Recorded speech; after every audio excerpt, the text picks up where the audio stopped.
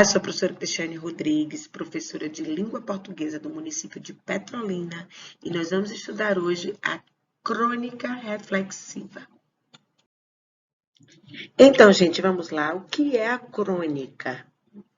A crônica é um gênero textual curto, escrito em prosa, em parágrafos, geralmente produzido para os meios de comunicação, como revistas, jornais e etc. Além de ser um texto curto, possui também uma vida curta, ou seja, as crônicas tratam de acontecimentos corriqueiros do cotidiano. Do latim, a palavra crônica refere-se a um registro de eventos marcados pelo tempo, né? Por isso daí vem a palavra cronológico, e do grego cronos, que significa tempo também.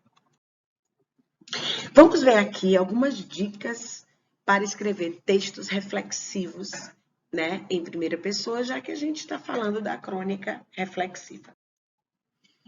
O texto reflexivo, também chamado de crônica reflexiva, é uma redação subjetiva também, ou um relato em primeira pessoa, é um estilo de escrita que recapitula ou lembra e avalia uma experiência pessoal. Esse tipo de texto não apenas valida toda a experiência, seja um estágio profissional ou um curso desafiador, mas também vai avaliar as lições e ideias aprendidas através dela. Um texto reflexivo tem geralmente 500 palavras, né? A depender da natureza do trabalho. E como todo trabalho escrito, deve ser altamente pessoal, mas bem editado, e as ideias do autor precisam ser bem elaboradas. Vamos ver alguns passos aqui para a produção da crônica reflexiva, tá bom? Então, primeiro faça um resumo da sua experiência pessoal, use um rascunho para escrever os principais acontecimentos e destaque o que você viveu. Um estudante de um curso muito difícil e desafiador, por exemplo, poderia refletir sobre a primeira vez que foi capaz de contribuir para uma discussão em sala de aula. Esse pode ser considerado um dos destaques da sua vivência. Uma maneira comum de organizar esses pontos principais é escrevê-los em ordem cronológica, ou seja, faz uma linha do tempo, né? E daí vem essa questão da ordem cronológica, né? Quando os fatos ocorreram, em que data, na organização dos acontecimentos, cronologicamente falando. Em segundo lugar, construa uma introdução. Ela deve incluir uma curta explicação da experiência sobre a qual você vai falar ao longo do texto.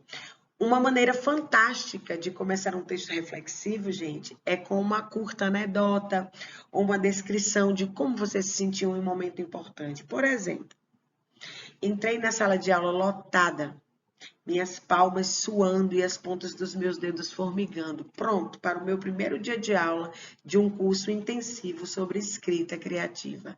Eu nunca havia feito um curso como este antes. Então, após uma breve descrição, adicione os detalhes sobre a experiência, como duração, local em que aconteceu e assim por diante. Em terceiro lugar, escreva o texto usando um parágrafo para desenvolver cada experiência ou acontecimento importante. Organize o corpo do texto em ordem cronológica, usando os destaques que você uniu no primeiro passo.